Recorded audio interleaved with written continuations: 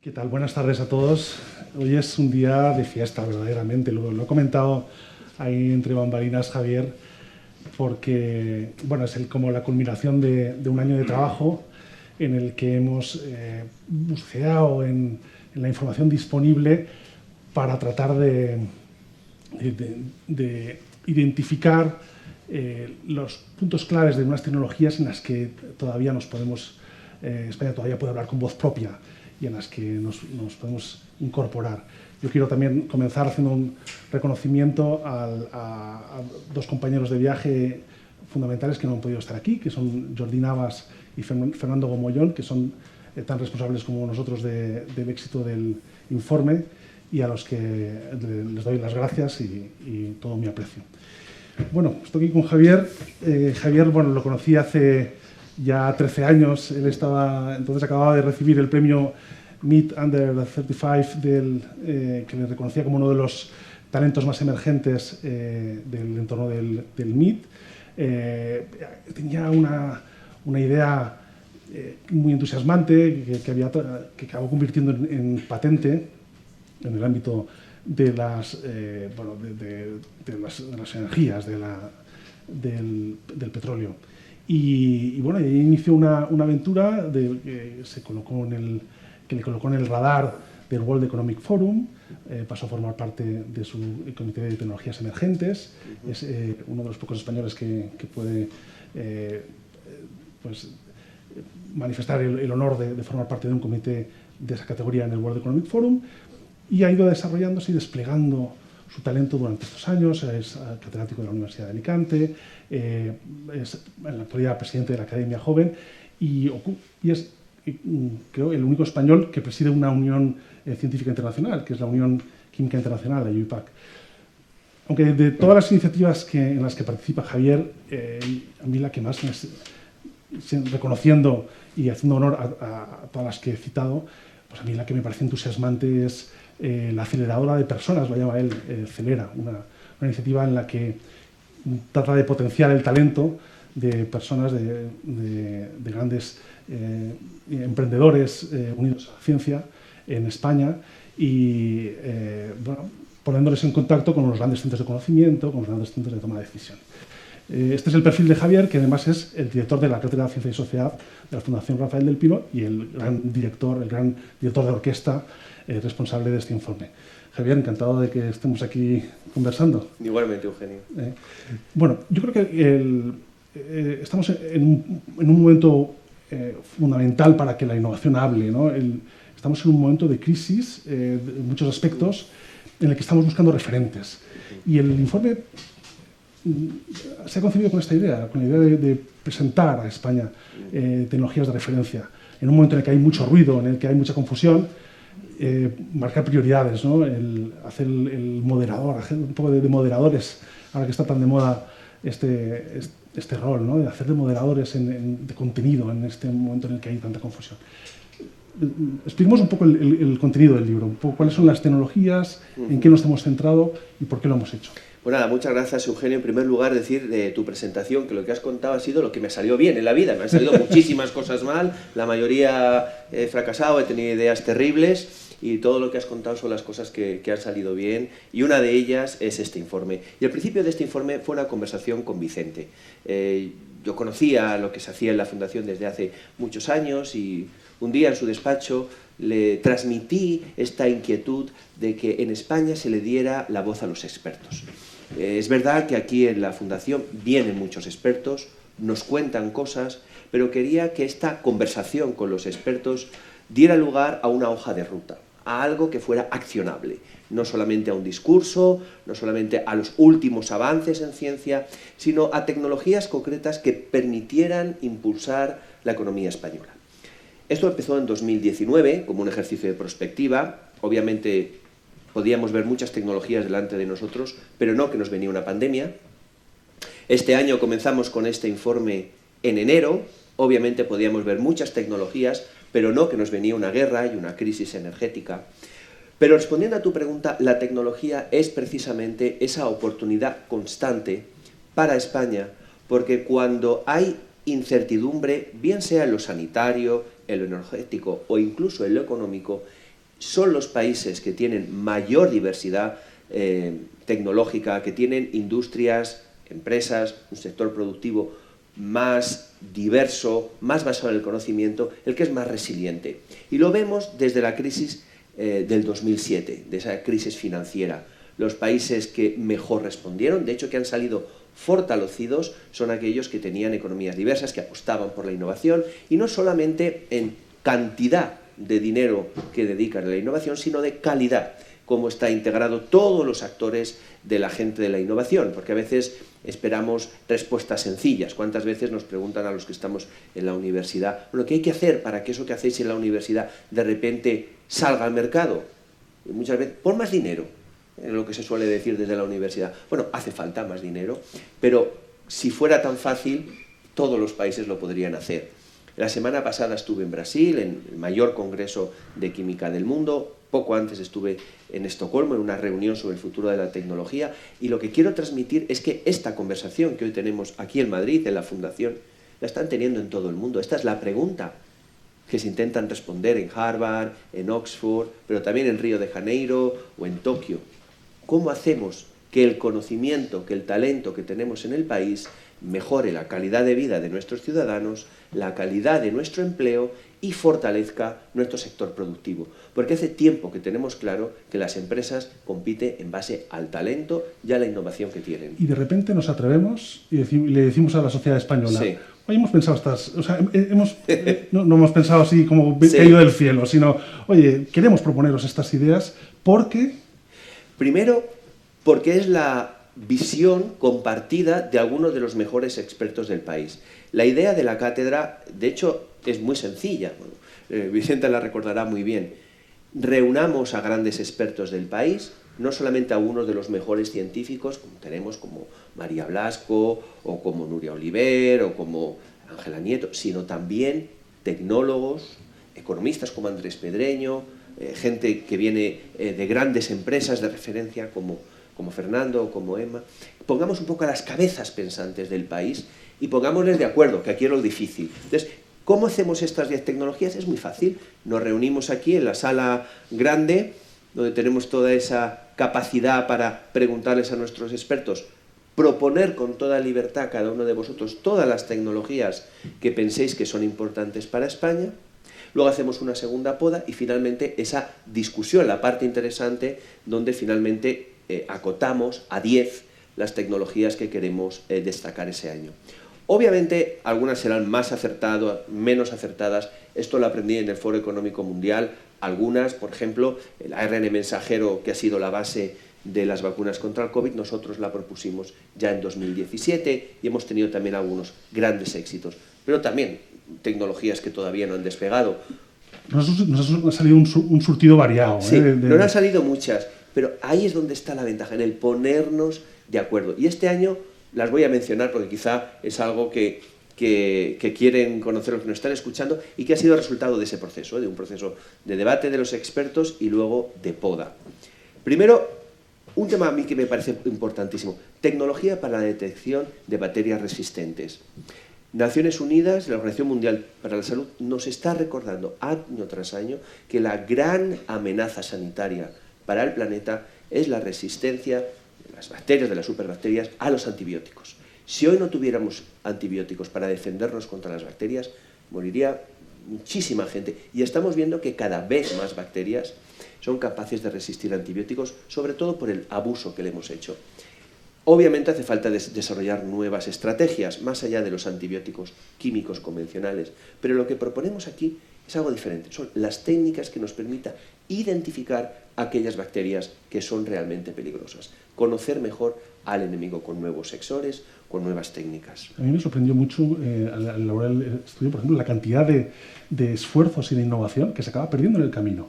Es tremendo. Y parece claro, que si son identificar es fundamental, o sea, sí, para mostrarle a los innovadores, a las empresas que invierten por supuesto en ese tipo de investigación, pues que hay viabilidad posible. Hombre, cuesta más desarrollar un nuevo antibiótico hoy en día, unos 1.700 millones de euros y 2 años de trabajo, que poner un cohete en el espacio. Correcto.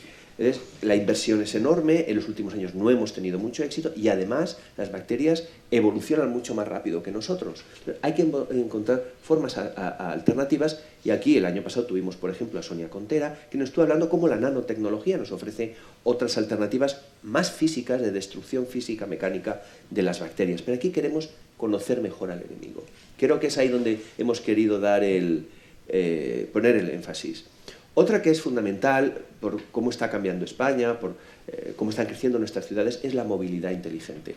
Creo que eso es un tema que tenemos pendiente, que yo creo que está excesivamente politizado y que hace falta que los expertos nos den mejores alternativas en lo que está, aparte de la electrificación, pero también están las matemáticas, los algoritmos, conocer mejor cuáles son las alternativas que tenemos para desplazarnos de forma más sostenible y que no haya parte de nuestra población que no pueda moverse por problemas de movilidad, de acceso, de llegada a las zonas claves. Eso fue tremendo. Yo, el descubrir la cantidad, cómo puede incidir la movilidad inteligente en la igualdad de las personas. Exactamente. Muchas personas que están discriminadas, que no pueden acceder a servicios porque simplemente no se pueden mover en las ciudades que hemos construido. Uno que me llega muy de cerca por la presidencia de la Unión Internacional de Química, porque son mis protagonistas, los elementos químicos, la tabla periódica, son los elementos críticos. Y esto hay que ponerlo como un elemento crítico a nuestro debate, lo comentábamos antes con Fernando, ¿no? Muchas de estas tecnologías sostenibles, buena parte de lo que supone la promesa de la transición energética está basada en elementos que no tenemos, que tenemos muy pocos. Algunos, como el litio, que tenemos mucho, están concentrados en algunos países y de nuevo nos vuelve a poner en el mismo problema de potenciales cárteles, como la OPEP. Ahora quizá con litio en vez de con petróleo. Pero algunos simplemente es que no tenemos suficientes de ellos. No hay suficiente platino para ponerlo en todos los catalizadores de los coches. Y aquí hemos puesto de manifiesto el problema y también algunas soluciones como las nuevas baterías basadas en sodio o en magnesio que permiten sustituir al litio. No dan los mismos rendimientos. Hay muchas de estas tecnologías basadas en lo que se llama elementos abundantes que todavía no nos dan los resultados que llamamos nosotros el grupo del platino, una serie de elementos que por alguna razón extraña tienen una actividad extraordinaria, pero son muy escasos, pero gran parte de la investigación química está en que hacer que elementos abundantes y baratos, como el hierro, como el cobre, como el sodio, tengan actividades similares. Porque lo que reciclamos bien, como por ejemplo el aluminio o el vidrio, es abundante. Y aquello que es escaso, los elementos que están en nuestro móvil son imposibles de reciclar. ¿Cómo extraer los elementos?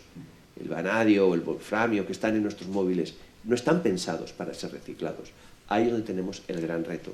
Un desafío para la innovación, porque ves las tasas de reciclado que hay de dispositivos y son bajísimas en Europa. Especialmente en electrónico. Uno de los grandes proyectos que tenemos en la Unión Internacional de Química es trabajar con el e-waste, con los desperdicios, con los residuos electrónicos, que hoy en día ponemos debajo de la alfombra enviándolos a África y creando problemas más allá de nuestras fronteras.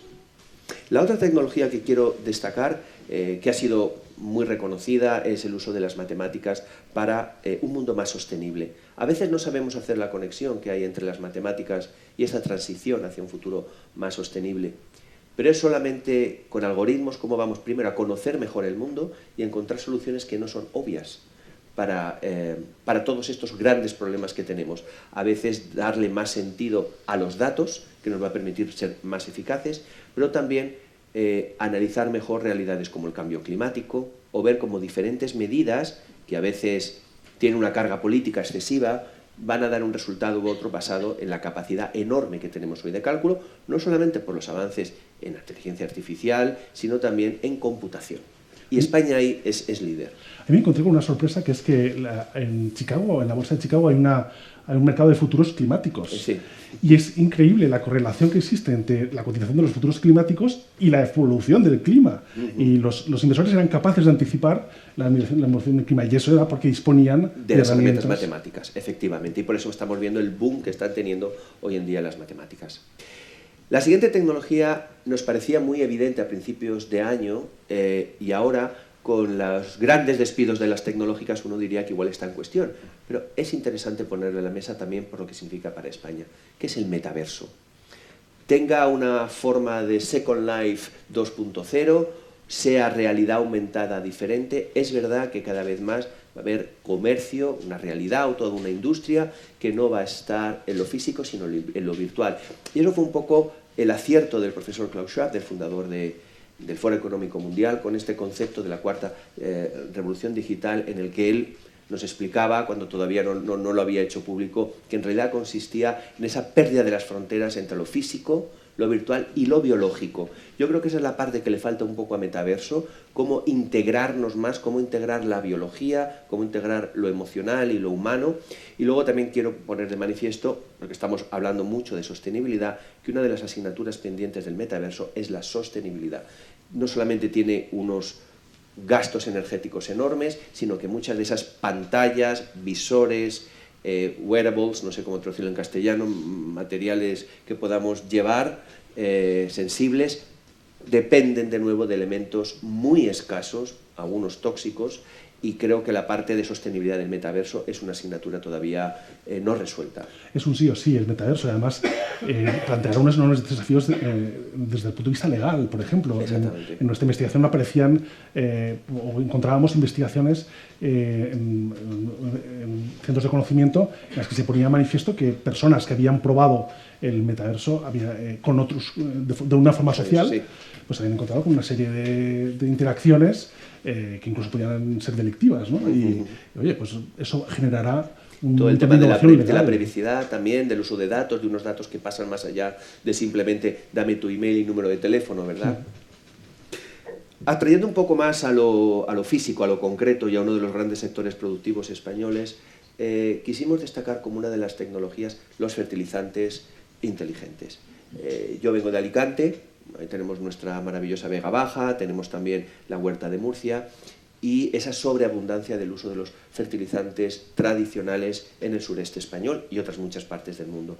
Creo que es importante disponer de estos nuevos fertilizantes que respondan a la demanda del suelo y que no se utilicen en sobreabundancia. El problema fundamental que tiene el campo de Cartagena, con el problema que estamos viendo una y otra vez con el Mar Menor, es que se sobreabusa de fertilizantes que son muy baratos, que mejoran la productividad de los campos, que permiten producir a costes muy bajos, pero que finalmente lixivian con las lluvias y finalmente llega al Mar Menor. Obviamente en Almería, en Alicante, como el mar es mayor, pues no vemos estos problemas como se ven en Murcia, pero la realidad es similar. Los fertilizantes inteligentes, artificiales, es un concepto muy interesante, porque están encapsulados, es uno de los avances en nanotecnología, y estas cápsulas se liberan o se abren en función de cambios en la composición del suelo. De manera que, de la misma manera que la medicina personalizada, de nuevo, responde a liberar el medicamento solamente en el tumor y cuando esté dañado, también los fertilizantes artificiales responden al estímulo, de manera que sean inertes en caso de que la planta no necesite más nitrógeno o fósforo y, si lo necesita, en ese momento se libere. Y esto ya es posible. No solamente es posible, sino que es deseable, porque es menos uso de fertilizantes, un gran ahorro desde el punto de vista de gas natural. Para los que no son químicos aquí, recordemos que la fijación de nitrógeno, la síntesis de amoníaco, se hace a partir de reformado de gas natural. Es decir, gas natural que no tenemos y genera CO2. Entonces, hay una gran oportunidad y además para España es fundamental, no solo por el peso de la agricultura en nuestra economía, sino porque tenemos una gran empresa, no voy a mencionarla, pero una gran empresa de producción de fertilizantes enorme, que además ha estado siempre en España porque nosotros teníamos gas natural que venía de África a muy buen precio. Es que Javier está en el centro de los grandes desafíos. Está justo en el tema hoy. A veces a nosotros nos parece que bueno, el tema de los fertilizantes es un componente del puzzle de agrícola, pero no, es que si queremos pensar en sostenibilidad y en alimentar a una población creciente a nivel mundial y en no depender de materias primas de terceros países, tenemos que innovar ahí. La agricultura es clave para este país. El año pasado destacamos agricultura inteligente, todo el tema de la sensorización, y este año hemos insistido en los fertilizantes, que también veíamos que era un problema clave.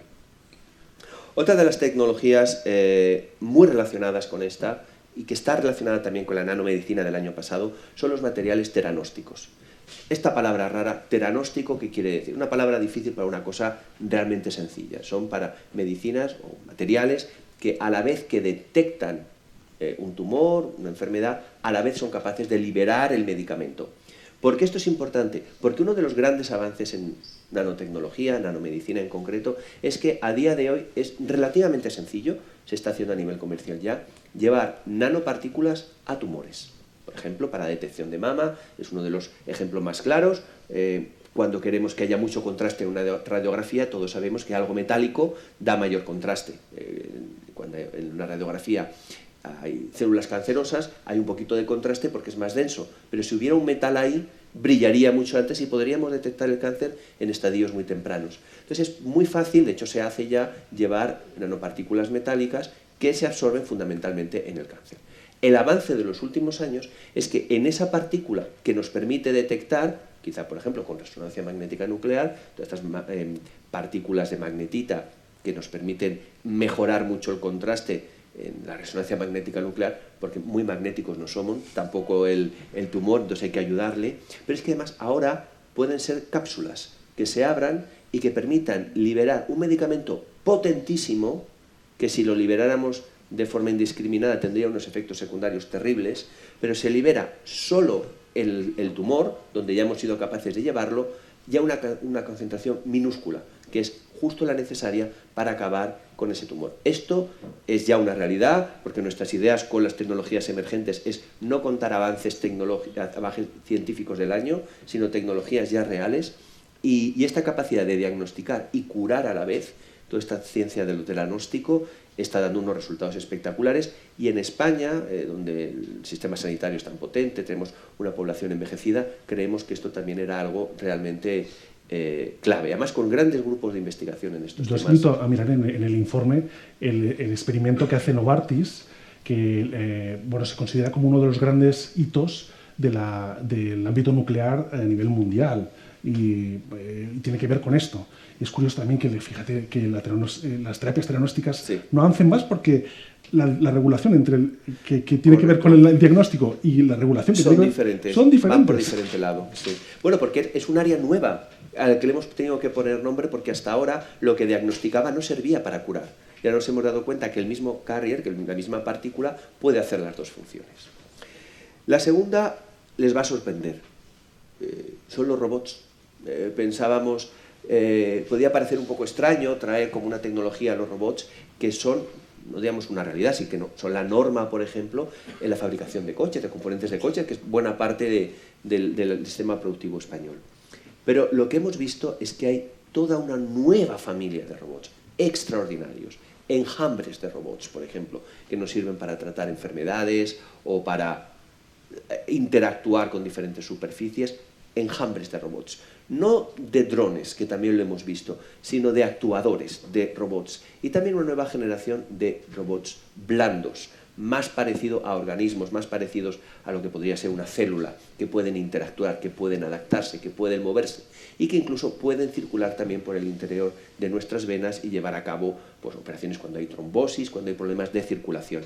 Por eso queríamos traer aquí el tema del robot, que a uno le puede sorprender que a estas alturas uno ponga el robot como una tecnología emergente, para tener esa conversación sobre el futuro de la robótica, por un lado con esa idea de los enjambres y por el otro de los robots blandos. Pero nos pediste, oye, pero fijaos mucho en los robots de servicios. Exactamente. Que tienes toda la razón. Sí. Y luego, buceando, encontré un estudio que, oye, en los hospitales británicos, cada enfermero hace, recuerdan, entre 6 u 8 kilómetros al día. Sí. Y verdaderamente esto no se podría hacer, no se podría automatizar. Pues bueno, para eso, para automatizar, pues hay que hacer avances en los robots de servicio, ¿no? Con esta mentalidad de la robótica blanda y la robótica Sí, este año en Nature se publicó precisamente un robot que solo en un laboratorio, sin personas, durante 5 días fue capaz de llevar a cabo todas las operaciones básicas de laboratorio, pensar, separar y descubrir nuevos compuestos químicos de forma aislada, obviamente conectado con un ordenador, pero sin intervención humana. Creo que vamos a ver toda una nueva dimensión de robots, y por eso, aunque puede sorprender poner robot como una nueva tecnología, sobre todo cuando es una realidad en el sector automovilístico, queríamos ponerlo para abrir esa nueva dirección. Nuestro amigo Eduardo Castelló ya está hablando de robots emprendedores. Exactamente, con cuenta corriente propia. Porque él está trabajando en ese campo precisamente. Uno de los temas que a mí me ha gustado, porque creo que con esta nueva tecnología, con la penúltima, hemos sido capaces de captar un concepto muy interesante y que creo que no se había acuñado, es el tema del turismo de las cosas. Creo que todos estamos muy familiarizados con lo que es el Internet de las cosas, ¿no? Que los objetos que nos rodean interactúen con nosotros, sean capaces de emitir o que nos permiten conectarnos con la red. Imaginaros lo que esto supone para la experiencia del viaje. Desde que uno empieza a pensar su viaje, a leer sobre el viaje, a viajar desde su ordenador, comprar los billetes, comprar el hotel, la experiencia virtual del hotel, de la ciudad en la que puede estar. Luego, cuando está realmente viajando, interactuando con un cuadro, interactuando con un aspecto físico, si visito en un castillo, una catedral, aprender cosas nuevas. A cuando vuelve, cuando cuenta en las redes sociales qué es lo que ha hecho. Queríamos poner toda esta tecnología en torno a la experiencia del viaje, de nuevo, porque en España es clave y pensábamos que iba mucho más allá del turismo inteligente, porque hace énfasis en las cosas, en lo que nos rodea cuando estamos viajando y cómo eso lo conecta con toda esa experiencia virtual, metaverso, del que hemos también estado hablando. Sí, una de las cosas que en un país que es tan turístico como el nuestro, yo estoy convencido de que vamos a crear cosas alucinantes del Internet, del turismo de las cosas. Estoy convencido. Es que si no lo hacemos vamos a seguir compitiendo con Turquía y con Túnez. Una España no puede ser el país Ryanair, ¿no? Que aquí vengan los turistas porque se haga más barato una semana en Benidorm que una semana en Londres, que quedarse en casa. Entonces, bueno, yo creo que esta tecnología realmente va a enriquecer y también como usuarios del viaje nos va a encantar. Y la última tecnología, y así podemos entrar un poco más en detalle porque parece que estamos solamente presentándolas, yo no diría que es mi favorita porque queda mal, al final es un consenso de todos, pero es la que me queda más cercana, está en mi campo de investigación, es algo que nosotros desarrollamos y es la captura y sobre todo transformación del CO2. Y esto es realmente un cambio de paradigma, de forma de pensar, porque el CO2 a día de hoy es obviamente uno de los grandes problemas que tenemos, el origen de cambio climático. Buena parte del cambio climático se debe a nuestras emisiones de CO2, no hay duda sobre eso. Durante un tiempo estuvimos pensando cómo reducir emisiones, es lo que hace mi empresa, Rise Technology, reduce emisiones de CO2, mejorando la eficiencia de los procesos químicos. Otro tiempo estuvimos también hablando, y probablemente va a ser parte de la solución, la captura, la mineralización de CO2, el enterramiento en diferentes soluciones, en fondo del mar, en minas, en pozos petrolíferos exhaustos. Pero es que ahora hemos descubierto una cosa nueva. Y es que el CO2, que es como una roca, eso ya está, es el residuo de la combustión, es completamente estable, ahora lo podemos convertir en todo tipo de cosas útiles. Podemos hacer combustibles solares, podemos hacer combustibles que nos sirvan para mover aviones. Hace muy poco en Nature, también en la revista Nature, a principios de este año, se publicó una tecnología que permite transformar el CO2 y el agua del aire, a las concentraciones que están en el aire, solo con luz solar, en combustibles para la aviación. Y esto, que parece un descubrimiento de Nature muy pequeño, se está escalando aquí en Madrid, en el INDEA Energía, con una planta de concentración solar en el que con los óxidos de cerio permiten eso, reducir el dióxido de carbono en monóxido, el agua en hidrógeno y con ese gas de síntesis, con un proceso Fischer-Tropsch, transformarlo en combustibles para la aviación. Ahora incluso cosas más sorprendentes. Solo con luz solar se puede transformar también el CO2 en todo tipo de hidrocarburos.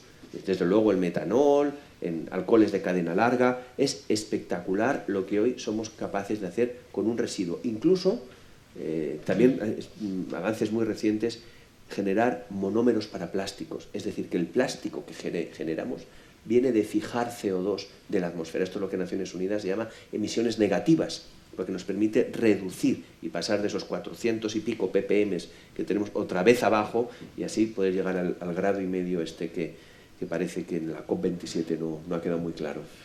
Está claro que en el libro lo que queremos es, de alguna forma, transmitir la sensación de que estamos en un punto inicial también. Sí. A veces en la vieja Europa lo que transmitimos es un poco esta sensación de madurez, ¿no? de un entorno en el que ya gestionamos la herencia, no lo heredado.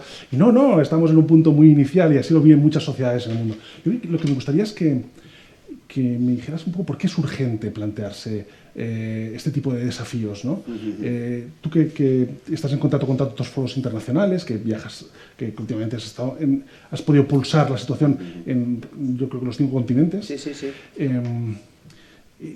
Háblanos un poco de la situación actual, ¿no? Ponnos en contexto, ¿no? ¿Por qué tenemos que... ¿Dónde está la urgencia? La urgencia está en que otros se mueven más rápido que nosotros. A veces cuando uno avanza, corre el peligro de no ver dónde están los otros corredores. En las últimas semanas he hablado de tecnologías emergentes en Brasil, en Suecia, y la semana pasada de una conferencia para la reunión científica más importante que organiza el gobierno chino. Ellos querían saber qué tecnologías químicas, en nuestra opinión, en mi opinión, iban a cambiar el mundo. Ellos son muy conscientes de que ya generan buena parte de la mejor ciencia del mundo.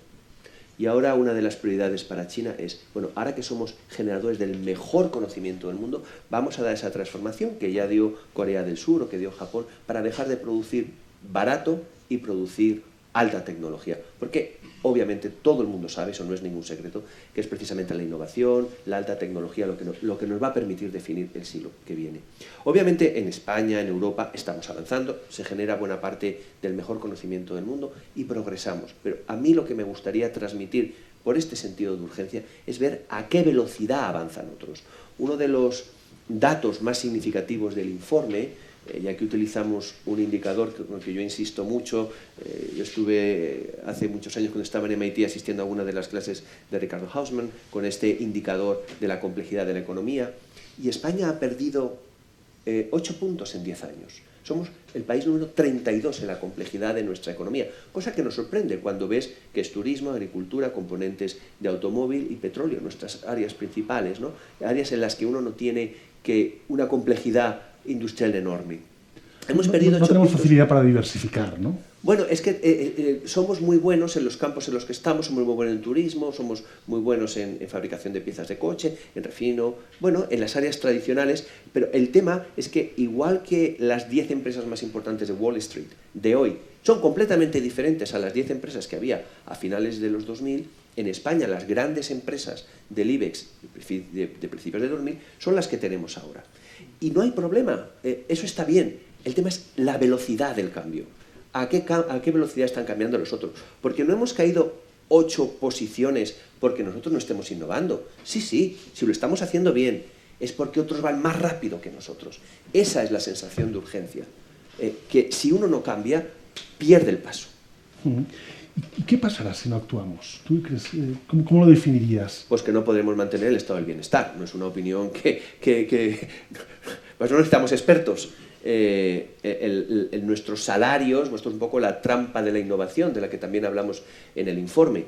España ha llegado ya prácticamente a la media de la renta de Europa, que es fantástico, que son buenas noticias. Nuestros costes laborales también, que también está muy bien que se paguen muy bien a los trabajadores. Pero si a la vez no podemos competir con nuestros pares, con aquellos que pagan como nosotros, que tienen los mismos costes, nos vamos a convertir en irrelevantes. No vamos a poder pagar esos sueldos, pagar ese estado del bienestar, pagar esas jubilaciones. Por eso, la innovación es una cuestión de seguridad nacional, de seguridad económica del país, porque para poder mantener el estado del bienestar, uno tiene que estar, pues eso, en la cima tecnológica para poder cobrar precio alto por las cosas que está produciendo. Cuando nosotros decimos África es muy rica o que América Latina es muy rica porque tiene mucha materia prima, eso en realidad es pobreza. Si uno vende lo que está al principio de la escala de valor, saca poco provecho, porque es poca complejidad económica. Ahí es un mensaje que yo he transmitido muchas veces, que está también en el informe. Es fantástico que España produzca energías renovables y que las lleve a Alemania. Fantástico. Pero si esos electrones verdes los utilizamos para que en España se fabriquen moléculas de alto valor añadido, no le venderemos la materia prima barata a Alemania para que nos vendan los productos químicos caros que nosotros necesitamos. Porque es que además España tiene una industria química desarrolladísima, 700.000 puestos de trabajo directos e indirectos, 5,6% del PIB, grandes empresas químicas. no le vendamos la materia prima barata, y la materia prima de la industria química del futuro van a ser los electrones y los fotones, es decir, la luz solar, a los demás. Aprovechemos toda esa riqueza que tiene el país para no vender materia prima barata, en este caso electrones y fotones, sino produzcamos aquí esos bienes. Ese es un mensaje central. Y una última cuestión, tú que contábamos también en el momento previo al evento, el tema del talento. Tú estás en la Academia Joven, has lanzado Celera, con lo cual tienes tomas bien el pulso de la situación en España, ¿no? Y hemos hablado de materias primas y de elementos y tal, pero yo creo que este es el elemento crítico verdaderamente, que es el talento, ¿no? El captar. Y cuando se plantean estas 10 tecnologías, también se está ofreciendo a los jóvenes talentos, a los emprendedores, una visión de España que quiere hacer cosas que valgan la pena, ¿no? Que quiere ser un país en el que pasen cosas, ¿no? Entonces, ¿cómo ves tú la situación del talento ahora? Bueno, lo primero, que un país que no tiene un proyecto común y que no es ilusionante no es atractivo y ni siquiera está unido. Lo que une a un país es un proyecto común, y la ciencia, la tecnología, la innovación puede ser ese gran proyecto. Un proyecto que no ha sido desconocido para España, fue lo que impulsó a la edad de plata de la ciencia española, lo que movía a Blas Cabrera, a Enrique Moles, a los grandes científicos, pocos, pero que pensaban en una España del conocimiento justo ahora hace 100 años. Este debate de cómo conseguimos el mejor talento es el que yo viví cuando estaba en MIT. Allí la discusión continua es cómo hacemos programas de doctorado, cómo damos más recursos para que aquí vengan los mejores. Todo lo demás es irrelevante. Una vez que uno tiene a los mejores, con ellos puede hacer lo que quiera. ¿Por qué fui yo a MIT, o ha ido Iñaki Berenguer, o ha ido toda esta gente que conocemos? Porque allí pasan cosas. Porque pasan cosas interesantes. ¿Dónde quiere estar uno? Donde vayan a surgir los grandes proyectos. Utilizáis mucho esa expresión, ¿eh? Es un sitio donde pasan cosas. ¿Qué es eso de que pasan cosas? Que pasan cosas interesantes, que el día es diferente, que hay oportunidades, que hay otro que te va a decir, oye, es que he leído esto, vamos a hacer que pasen. Pasar a la acción, a no quedarse en el discurso, a algo que es muy nuestro de solucionarlo todo tomando un café, sino que pasen cosas, transformar las ideas, la hoja de ruta, las tecnologías, y eso es lo que marca la diferencia. Porque las tecnologías están bien, pero para que se conviertan en realidad falta personas que quieran asumir ese riesgo.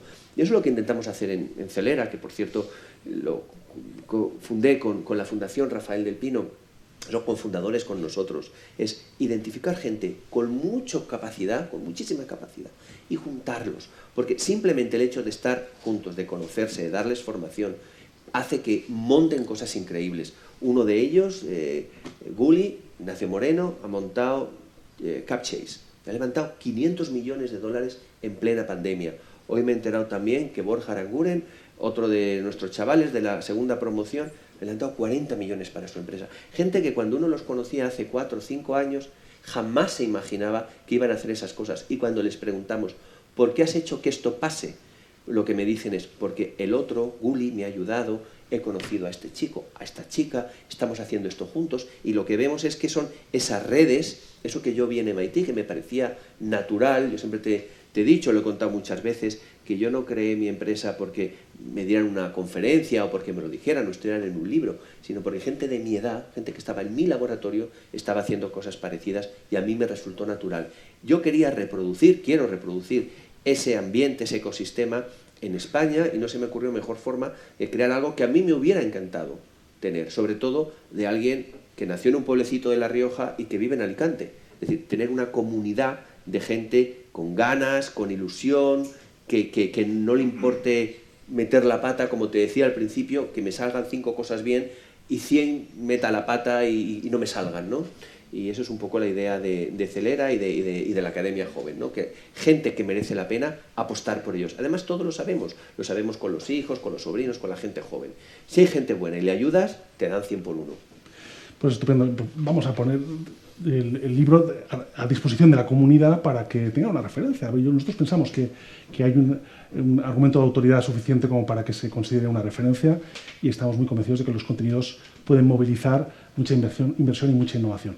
Vamos a iniciar ahora una conversación con 3 de los expertos que nos han ayudado tanto a identificar estas tecnologías, a formar criterio, es lo fundamental. Estamos en una época de enormes hypes y mucha tendencia a mensajes que igual que crecen y generan burbuja, desaparecen. Y formar criterio es tan importante. De modo que invito a que nos acompañen aquí en el escenario a Manuel de León, que es profesor de investigación en matemáticas del Consejo Superior de Investigaciones Científicas y académico de número de la Real Academia de Ciencias Exactas, Físicas y Naturales. Hola, Manuel, qué alegría. Emma Fernández, que es consejera independiente de las corporaciones Axway, Metrobacesa, Openbank y Gigas. Hola, ¿qué tal? Tiene un puesto de responsabilidad, de máxima responsabilidad en Indra en su momento.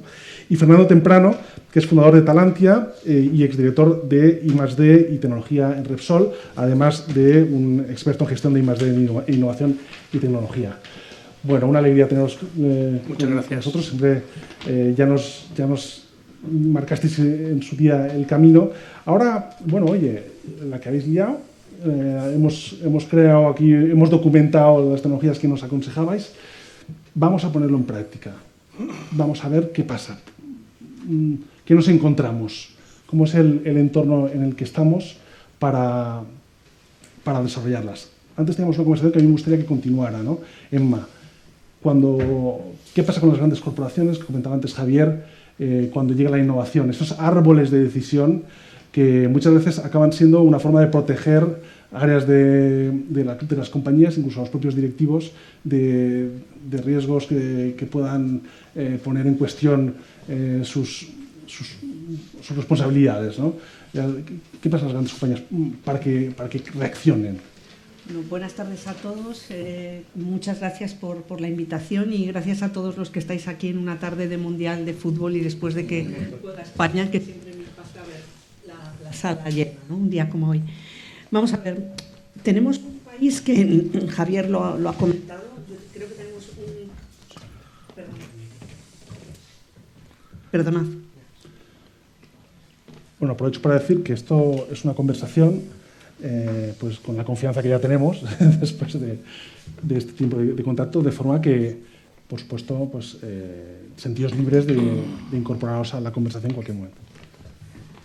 Como comentábamos en las conversaciones previas, ¿no? Estamos en un país, en una zona geográfica en Europa que, como tú bien decías, Javier, está corriendo menos que otras zonas geográficas. La intensidad de innovación de Europa no llega al 3%. Llevamos, por cierto, 20 años proponiéndonoslo y todavía estamos en el 2,32%.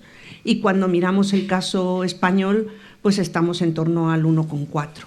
Eso es especialmente bajo, sobre todo en nuestras empresas.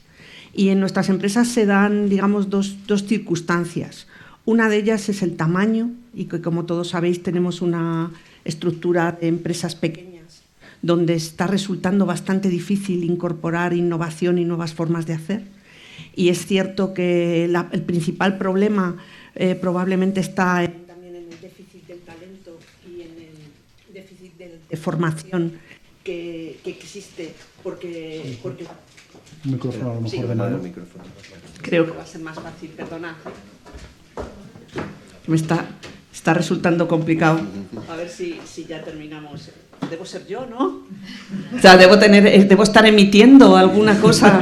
O sea, no sé, no vengo con ningún terasiano de estos ni nada parecido, ¿eh? Bueno, os decía, el principal problema es el tamaño de las empresas, el capital humano que tenemos en nuestras empresas, que tiene todavía bajos conocimientos científicos y tecnológicos.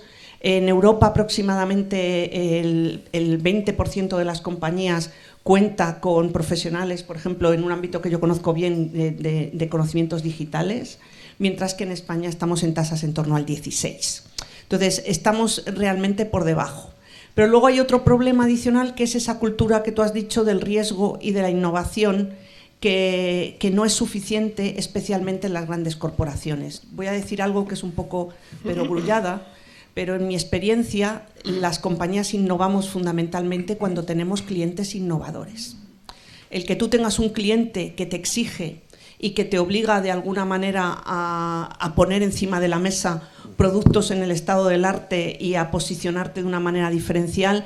Y yo lo he vivido en mi experiencia en Indra y hemos contado con distintos ejemplos que son sobradamente conocidos de clientes que han traccionado y han obligado a la empresa y han permitido generar un producto competitivo a nivel internacional.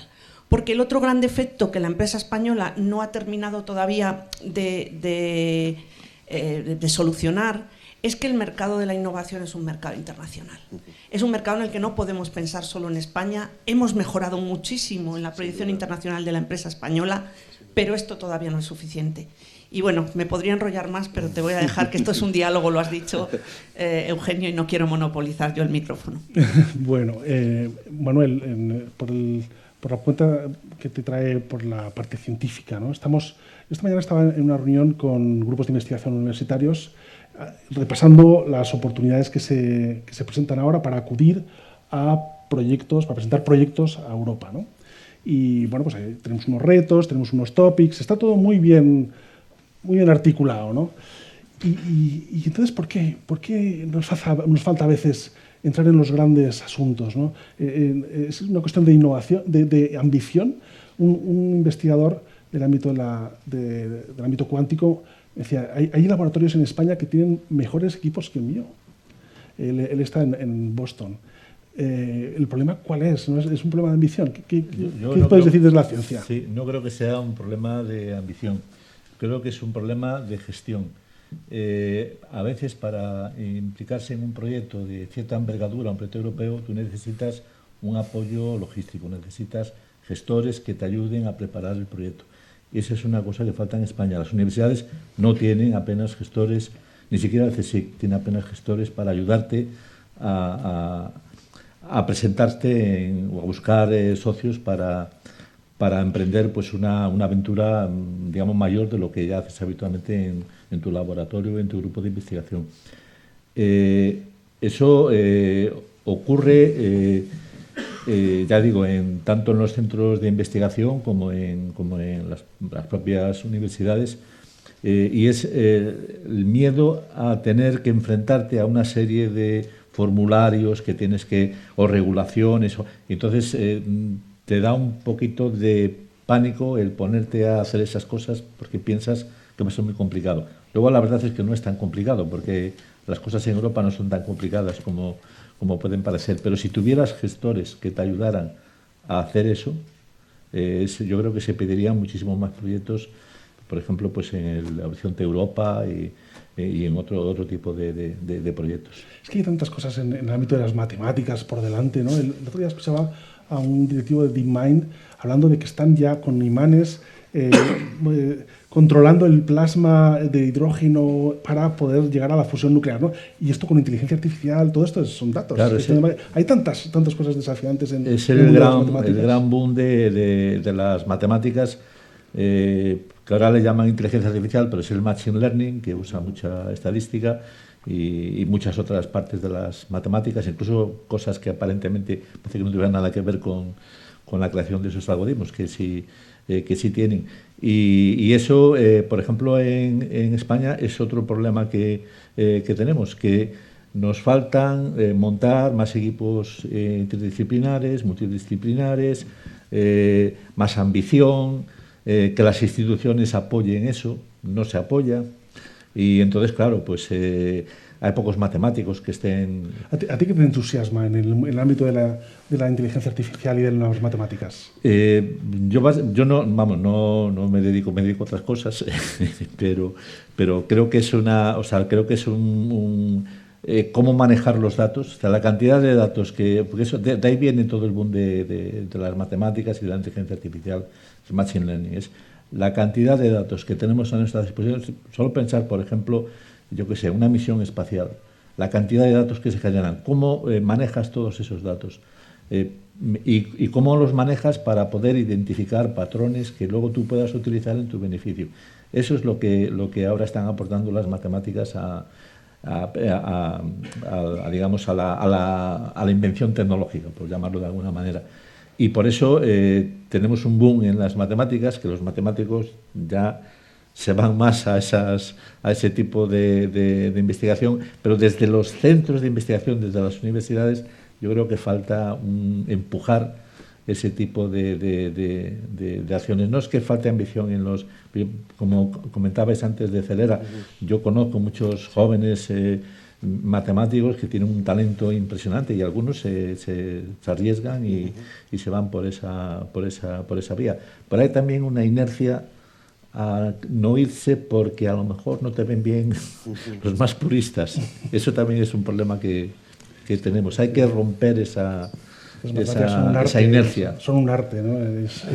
Sí, yo de hecho tenía aquí y lo quería leer porque ha habido un informe ahora reciente del CNRS. El CNRS tiene todas las matemáticas en Francia, están en torno a un instituto de matemáticas y sus interacciones que depende del CNRS, que tiene casi 400 matemáticos.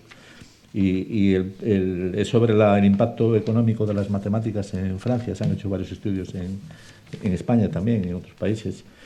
Y este es la introducción la hace el ministro de Economía, de Finanzas y de la Soberanía Industrial y Digital. Y dice esto: para sacar el máximo de todos nuestros talentos, debemos, por tanto, comprender que las matemáticas son indispensables para la innovación y condicionan nuestro lugar entre los líderes mundiales del mañana. Y dice, la soberanía económica de Francia descansa más que nunca en su soberanía matemática. Esto lo dice el ministro de Economía y de Finanzas. O sea que, a mí me gustaría que en España se pudiera decir algo semejante. Bueno, Fernando, la capacidad de competir de los territorios ya no es una cuestión estrictamente, ya no se mide por sus capacidades propias, sino por cómo consigue tejer redes de relación con otros territorios. Eso es, de alguna forma, es aplicable a otras formas de concebir. También las organizaciones ya empiezan estamos en un punto en el que ya se habla de ecosistemas más que de organizaciones, ¿no? Y realmente también un directivo de Siemens me decía, ya no somos una empresa a la que alguien venga y vamos a la estantería y le cogemos la solución, sino que realmente somos un ecosistema y esa es nuestra grandeza, ¿no? ¿Cómo hay que cambiar, cómo se va a innovar en el futuro con esta mentalidad de poner en relación? Pues no lo sé. Es que han surgido ideas muy, muy interesantes en esta conversación.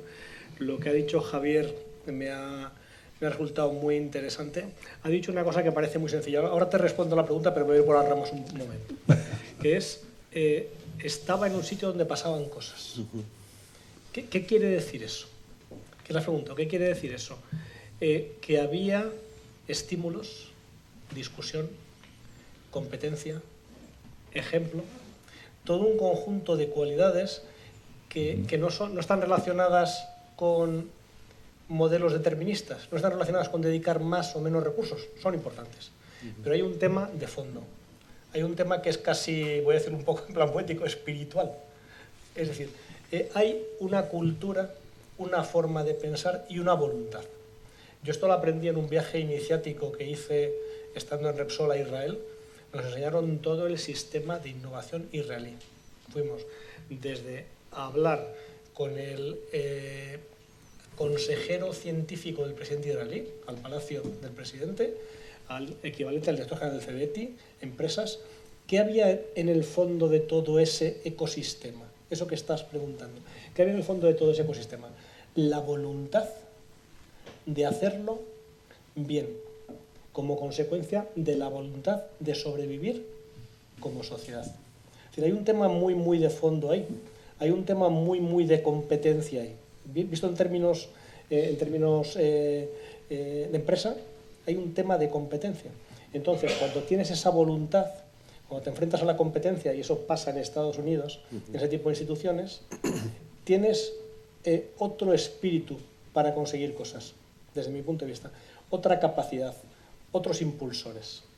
Y eso te lleva a que cuando compites fuerte, ves que solo no llegas y que tienes que crear esos ecosistemas como la única forma de hacer una cosa que también he dicho que me ha gustado mucho, que es ir muy rápido.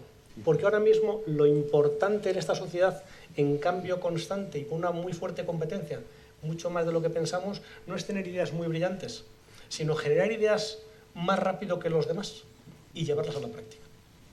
Entonces, ese es el modelo, es un modelo complejo, pero hay elementos muy de fondo que en ocasiones, ni desde el punto de vista de la empresa, ni desde el punto de vista de la academia, ni desde el punto de vista político, muy importante, se tienen en cuenta.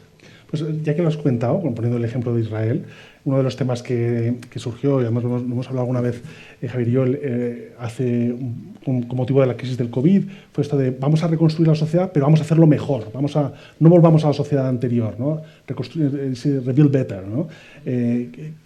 ¿Cuál es un poco el balance? ¿Tú crees que estamos, con cualquiera de vosotros, crees que estamos reconstruyendo mejor? Ahí. Hombre, estamos en la mitad de una guerra en mitad de Europa, no creo que estemos yo creo que haciéndolo no. muy bien, ¿no? Creo que no La hemos inflación al aprendido la 10%. lección una vez más. Sí, Porque estamos con una guerra, estamos con un problema energético de una magnitud tremenda y no hemos aprendido nada. Y no hemos aprendido nada pues porque no se ha querido aprender. Javier citaba lo del COP27, no hemos aprendido nada y no se ha acordado casi nada. El 1,5 grados sigue ahí. No se ha tomado ninguna decisión de verdad para poder actuar sobre algo tan importante que es nuestra permanencia en el planeta como sociedad. Quizás se sale un poco del tema del libro, pero bueno, ya que estamos en la Fundación, diré que necesitamos nuevas formas de liderazgo.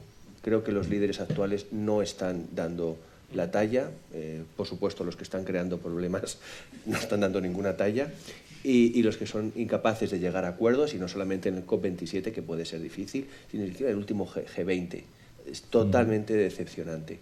Y los grandes gurús del siglo XXI, no voy a mencionar los nombres, pero las grandes tecnológicas que nos hacían grandes promesas están despidiendo a miles de personas sin siquiera dar una explicación, ¿no? Igual con un tuit. Entonces, creo que necesitamos una nueva forma de liderazgo, no solamente tecnológico, sino humano. Yo siempre les digo a los chavales de Celera que cuanto más tecnológica es nuestra sociedad, más humana tiene que ser nuestra educación. Es ahí, es en los valores, es el nuevo tipo de liderazgo, en liderazgo desde la conversación, porque todos estos cambios involucran a toda la sociedad, donde necesitamos replanteárnoslo. Yo estoy realmente muy decepcionado de los líderes actuales y creo que necesitamos toda una nueva narrativa. Esto no está funcionando. Pero todos habéis ocupado un puesto de liderazgo y lo seguís ocupando de alguna forma, ¿no? De forma que sí que podéis hablar por los líderes, los cuatro, y decir, oye, ¿qué problemas tienen los líderes para...? No creo que sea simplemente incapacidad, ¿no? Yo creo que vivimos en un mundo cada vez más dual. Vivimos en un mundo donde hay cosas muy buenas y las has ido describiendo Javier en el libro, pero desgraciadamente se han abierto muchas brechas, que es lo que no estamos siendo capaces de gestionar y estamos haciendo que haya gente que se está quedando por el camino. Porque yo asistí el lunes pues, a uno de estos ecosistemas que tenemos en España, que es Endeavor, que es una iniciativa que pretende impulsar el emprendimiento, lleva 10 años en España y allí estaban aproximadamente unos 100 emprendedores que han levantado solo este año 1.500 millones de euros en sus compañías y que ya generan 300.000 puestos de trabajo directos e indirectos y que además pues tienen entre la lista pues 5 unicornios de estos están tan de moda. Entonces tenemos un mundo en el que estaba un poco, estos valores que contaba Fernando estaban allí. Grandes corporaciones con grandes líderes que parte de su tiempo se lo dedican a estos emprendedores, grandes instituciones del conocimiento nacionales e internacionales que les permiten acceder a conocimiento y una red de empresas que todos se ayudan entre todos y tienen, pues como es el caso de la Fundación Rafael del Pino, que también es otro ecosistema donde se construyen las redes que la Fundación va tejiendo y que permite hacer cosas excepcionales. Entonces, eso existe. Y yo creo que hay mucha gente que está contribuyendo desde el punto de vista del liderazgo. Pero es que estamos en el mundo, hemos pasado de lo complicado a lo complejo. Y lo complejo significa que es muy, muy difícil solucionarlo todo con la misma receta. Entonces, seguimos en un mundo en el que incluso las políticas no nos atrevemos a segmentarlas. Seguimos un poquito en un mundo de café para todos. Y no puede ser café para todos. estamos en un mundo donde las desigualdades solo se van a salvar haciendo políticas específicas para determinados segmentos de población o para determinados tipos de empresas, para cada sector. Y el que no nos beneficiemos de esa política, algunos de nosotros, vamos a tener que aprender a que no nos corresponde. Es más, que nosotros tenemos que esforzarnos. Y eso, seguimos en un mundo en el que todos queremos, nos resulta más fácil el café para todos. Nos resulta más fácil que la subida sea del 4% lineal para toda la plantilla y no una subida individualizada entre el que aporta más o el que aporta menos. Y cuando tú eres un líder que empieza a segmentar, eso no, todavía no tenemos esa cultura suficientemente, me parece a mí, desarrollada, es mi opinión. Otro tema fundamental para el liderazgo es que se lidera para una realidad que ya no existe.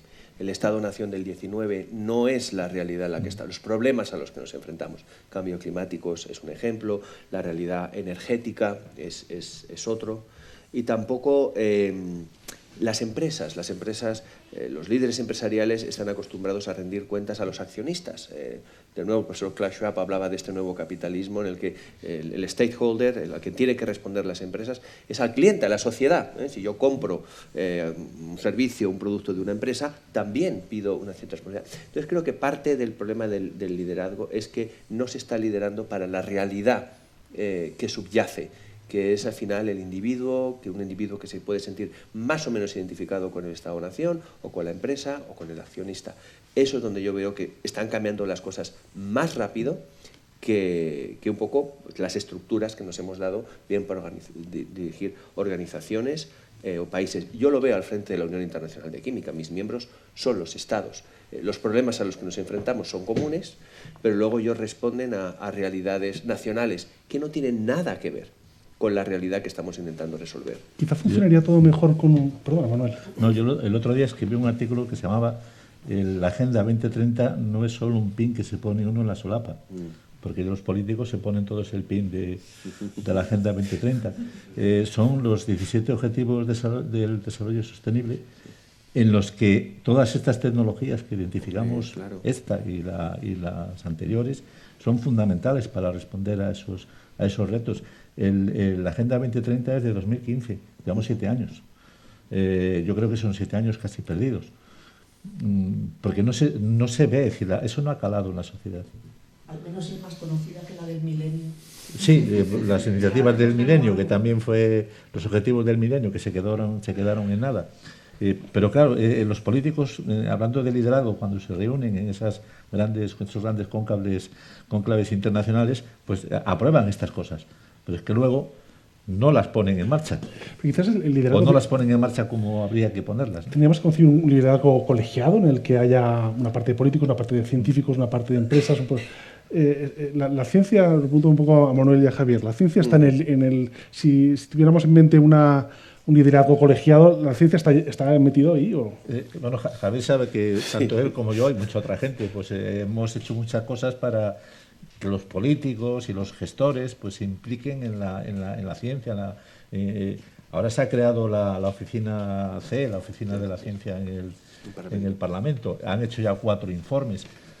¿Cuál es la consecuencia de esos 4 informes que están muy bien hechos para los políticos?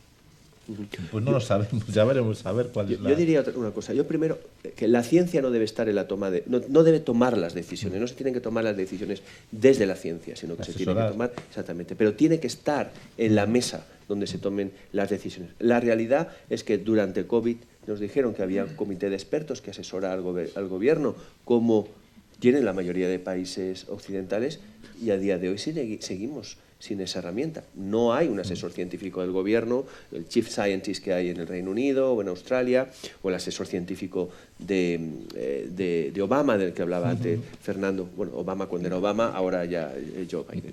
Entonces, muchas veces, y esto es un gran error, pensamos que la ciencia nos va a solucionar los problemas. No, la ciencia nos da soluciones, pero somos los humanos los que tenemos que tomar decisiones. Eso es lo que nos cuesta. Y luego, para no echar balones fuera, porque es muy cómodo y un poco también muy español decir que son los políticos los que... No, yo creo que ahora es el tiempo del ciudadano, y diría también /consumidor. Cada vez que consumimos, que nos manifestamos en las redes sociales, Todos tenemos capacidad de liderazgo en nuestras comunidades. Yo creo que ese es el nuevo forma de liderazgo, mucho más desde el individuo, que tomamos esa capacidad de dirección, no esperar a que nos resuelvan los problemas, de forma que si no nos lo resuelven es muy fácil echar culpa a los otros. Tenemos que asumir ese protagonismo, es más difícil porque luego pues hay que ser más exigente, pero creo que hay que retomar un poco el liderazgo desde la ciudadanía. Muchas de las iniciativas que he emprendido, sobre todo Celera o la Academia Joven, van por dar protagonismo a los individuos y no esperar a que otros nos solucionen los problemas. Un comentario con respecto a esto.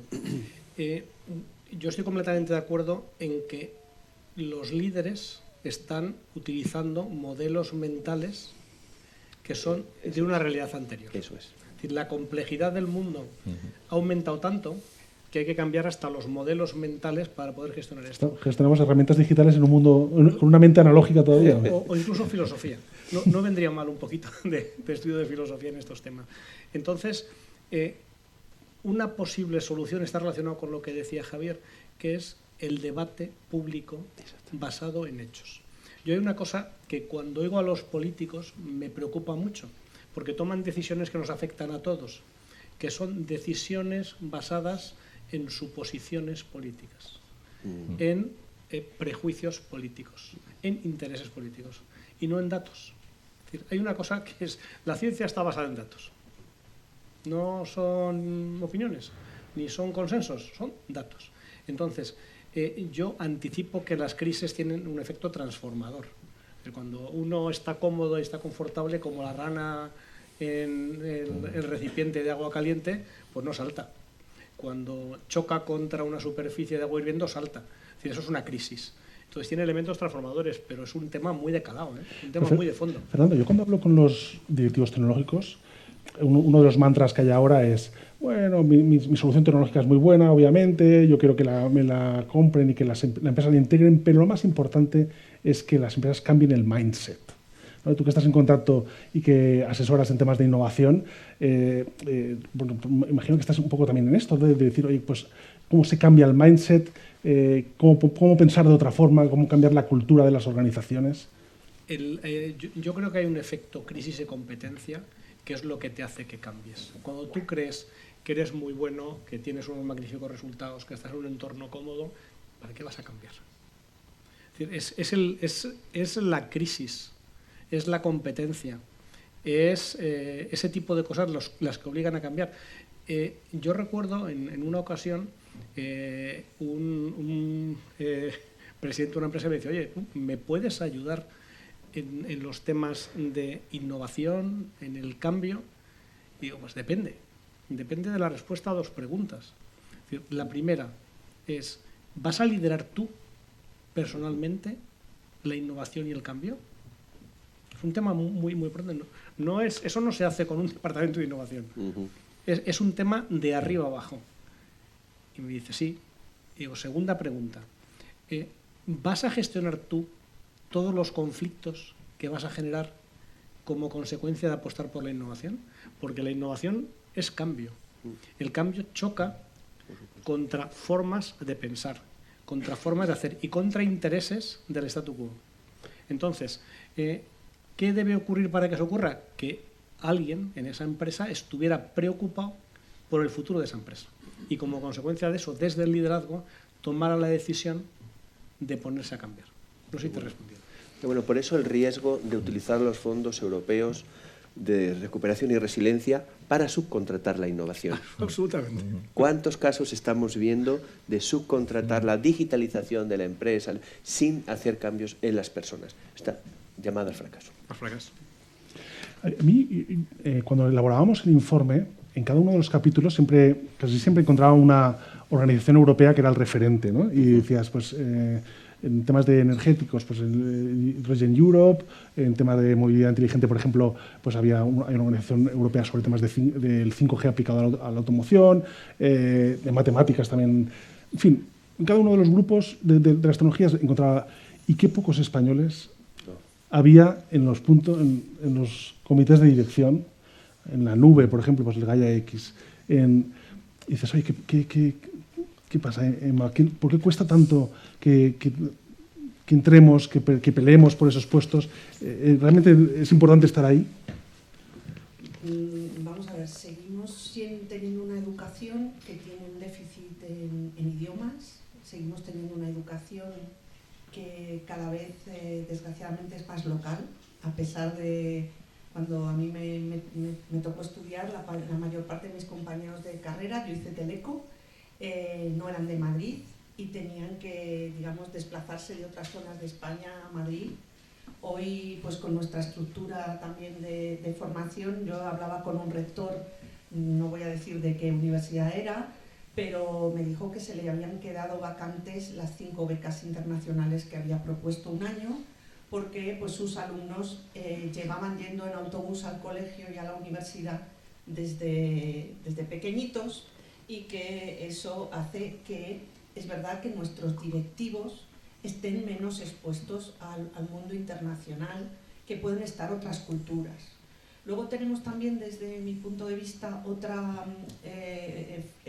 asignatura pendiente. En España las carreras profesionales son muy verticales.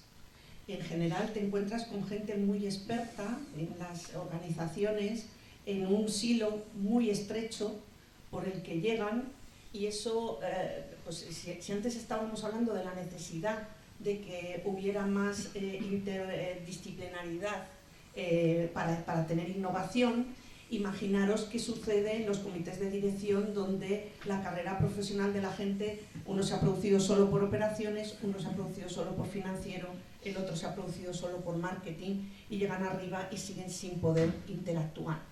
Entonces, en Estados Unidos y en otras organizaciones anglosajonas encuentras que la movilidad entre puestos es obligatoria. Estás obligado a salir de tu país, estás obligado a cambiar cada X tiempo de posición a otra parte de la organización, y esto en las multinacionales españolas es menos frecuente.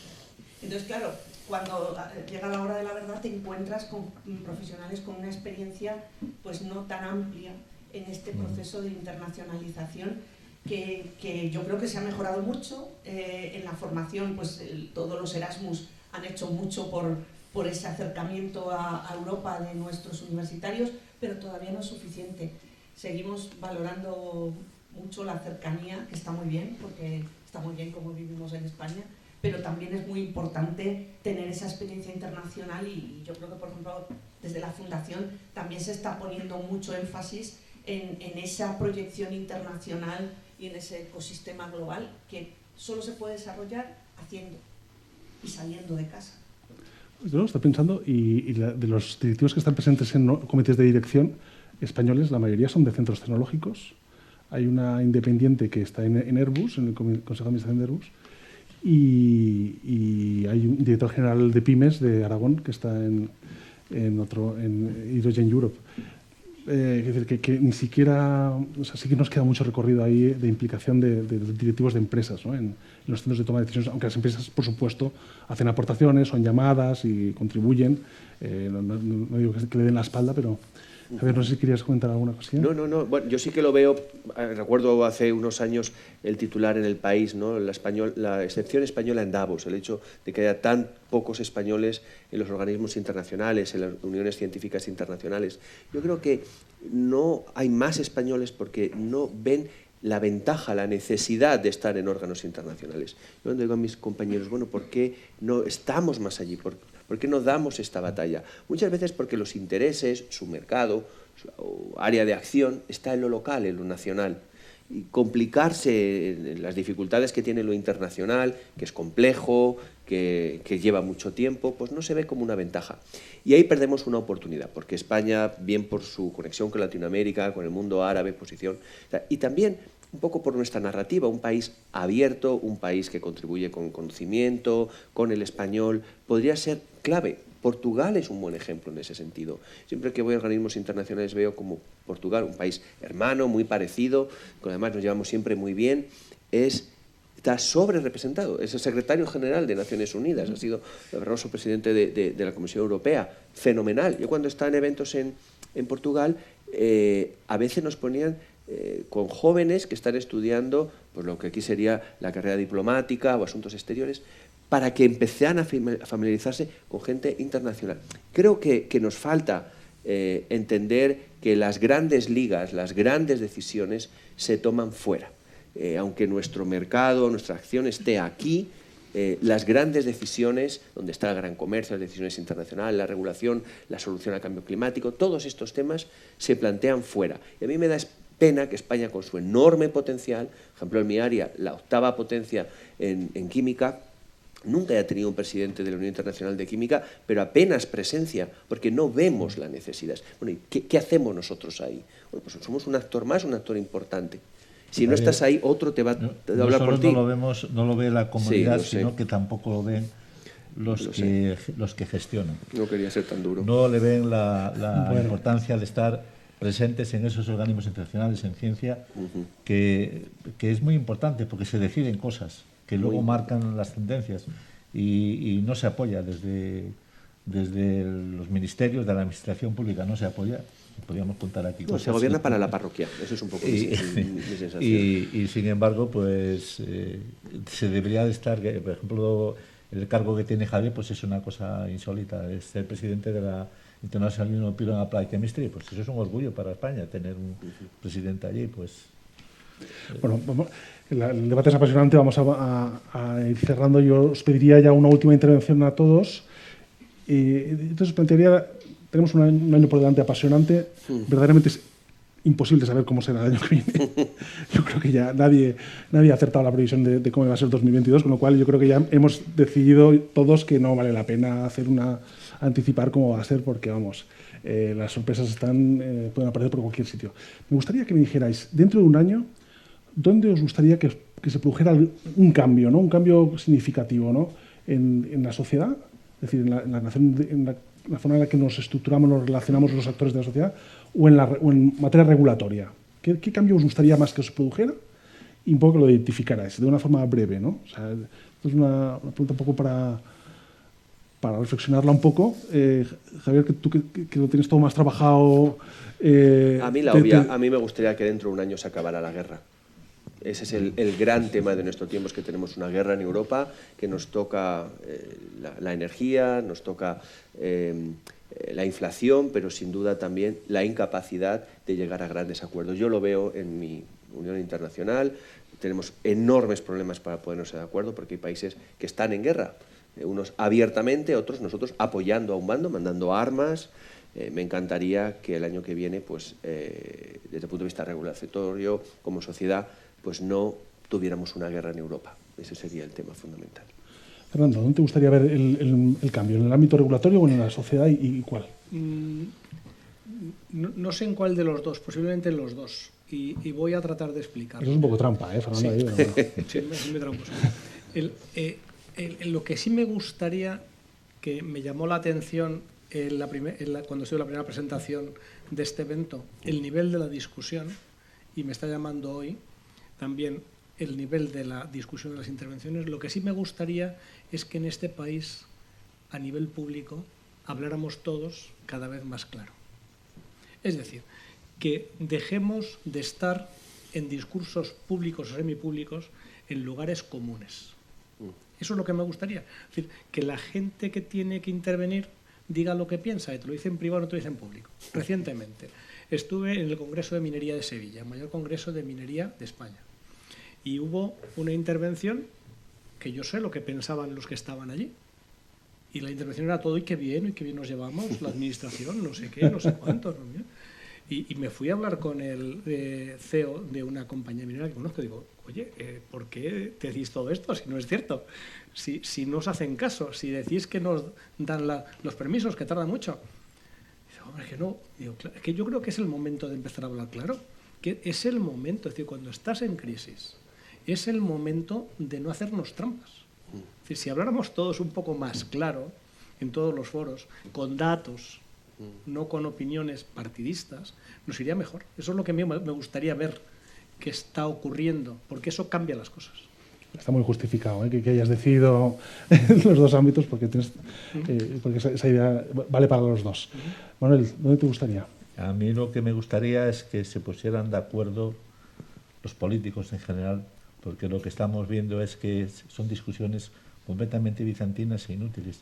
Como decías, que no hablan claro, que tienes una posición y la mantienes, pero no atacan los problemas de verdad. Entonces, si lo único que te interesa son las cosas partidistas, no vas a atacar los problemas que tenemos. Y tenemos muchísimos problemas. Y esta guerra en Ucrania lo ha puesto de manifiesto. Tenemos una crisis energética bestial. El cambio climático lo tenemos ahí. O tomamos medidas entre todos.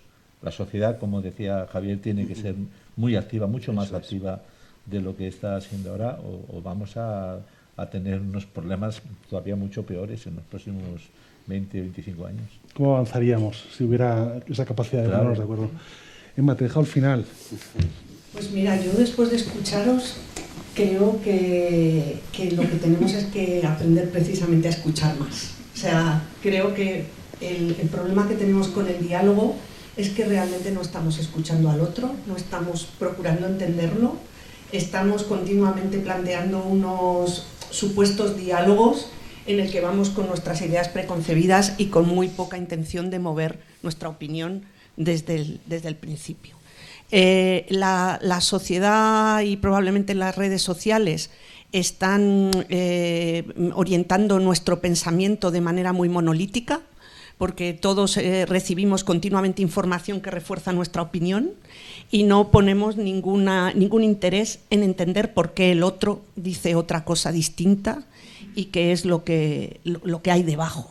Entonces, para que se produzcan estos diálogos y posiblemente también para que termine la guerra, vamos a tener que escuchar más y hablar menos. Porque en escuchar está también una función de intentar orientar a una solución que sea aceptable para todos.